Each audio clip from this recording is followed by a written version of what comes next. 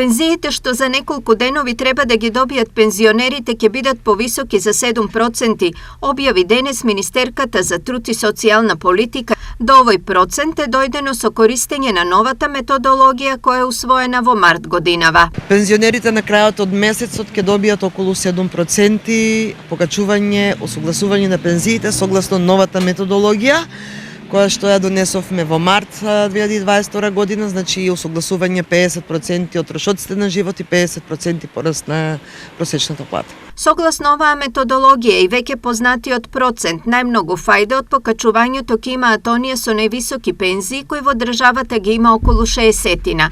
Според податоците на Фондот за ПИОМ, највисоката пензија во државата изнесува 59.670 денари, што значи дека покачувањето кај оваа категорија на пензионери ќе биде 4.100 денари. Од друга страна, оние со најниска пензија, која изнесува 10.790 денари, ќе добијат само 755 денари покачување.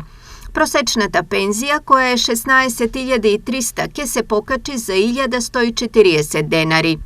Неколку месеци наназад покачувањето на пензиите се најавуваше како праведно и историски највисоко, но што за него мислат пензионерите? Ма како доволно на вас сиромаштија, овој цени секојдневно растат, нема врска тој.